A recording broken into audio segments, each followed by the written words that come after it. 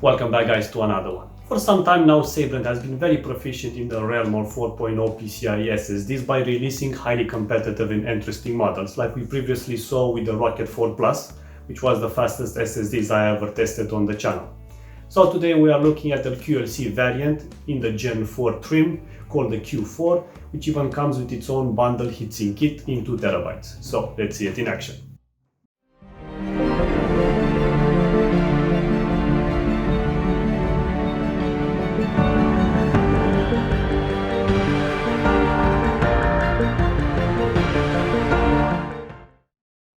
The Sabrent Q4 is rated up to 4.8 GB per second reads and 3.6 GB per second writes, at least for my 2 TB sample.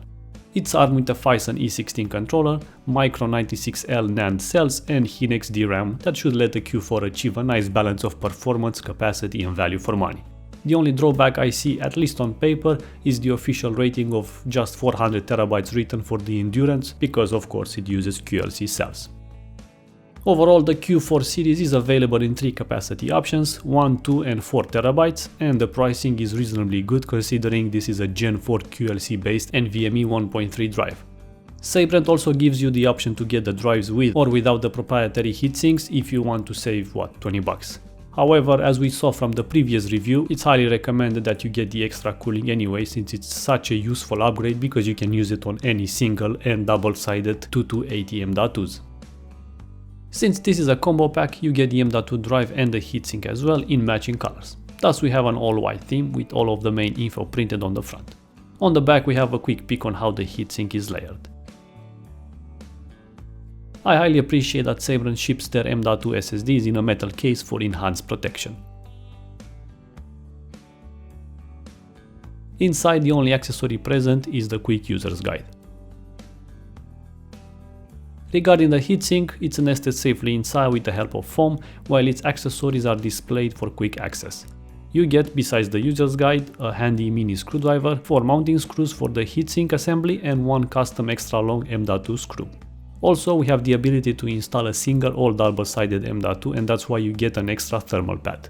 The whole assembly is layered from top to bottom as follows. We have a top heat spreader, 3 copper heat pipes, the main heatsink which is made from aluminium, the top thermal pad which is already pre-installed, then you insert your desired M.2, next comes the thermal pads depending on which M.2 you use, either a single or double-sided variant. Finally we have the securing cage / tray that uses 4 screws to be secured into the main heatsink. Now let's analyze the Q4 drive.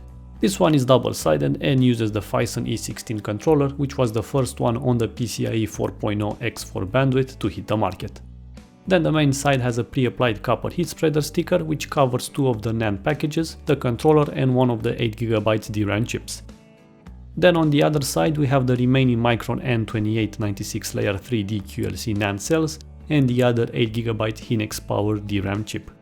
All of these will propel the Sabrent Q4 2 TB drive up to a rated speed of 4800 MB per second reads and 3600 MB per second writes. Right, as I did in the previous Sabrent review, I will test the drive by itself with no airflow, followed by a scenario with the side fan on, and then finally with the bundled heatsink as well. In the first benchmark, the 2 TB Sabrent Q4 QLC drive takes second place in the charts, managing to beat even the TLC based silicon power US70 drive. In the read benchmark of Crystal Disk Mark, the Q4 wins 2 out of the 4 tests when compared to the same US70 drive. Moving to the write test, which is even more important in real life scenarios, and here the TLC US70 takes the lead slightly over the Q4. Then in the last synthetic test, the Sabrent Q4 settles for an overall 3rd place.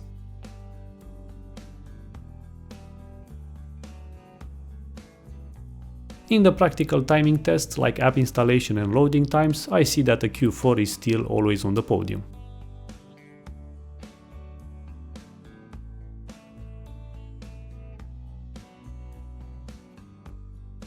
Now for the big one. Firstly, I will copy to the SSD a single 13GB video file to test the burst speed, followed by a copy of the same file from the SSD onto itself.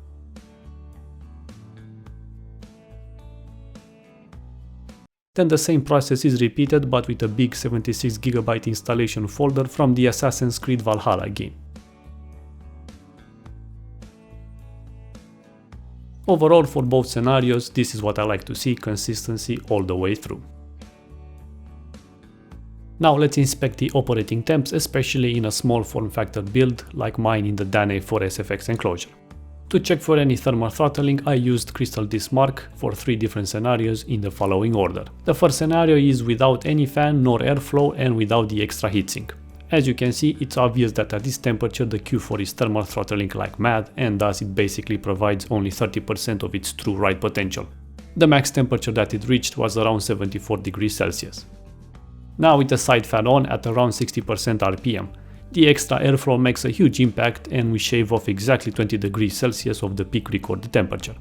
And of course there is no more thermal throttling of any kind. Lastly, with the Sabrent heatsink and no additional airflow, this combo proves to be the best option and is 10 degrees cooler than the side fan scenario. This is the same pattern I discovered in the previous review as well. So there you have it guys, the PCIe 4.0 adoption is gaining traction and the Sabrent Q4 2TB proves to be the best QLC drive that I have ever tested so far. Value-wise, it slots perfectly between the fully fledged TLC Gen4x4 drives and the Gen3x4 ones, offering a great combo of performance and capacity. The only drawback comes in the form of the low official endurance numbers when compared to even some QLC based Gen3 drives. Also make sure you register it online to get a full warranty and more importantly to give it proper cooling, but that's why they sell the heatsink combos anyway. For now, this Sabrent Q4 at 2TB strikes the nail on the value proposition dogma. Thank you for watching guys and see you in the next one. Alex out.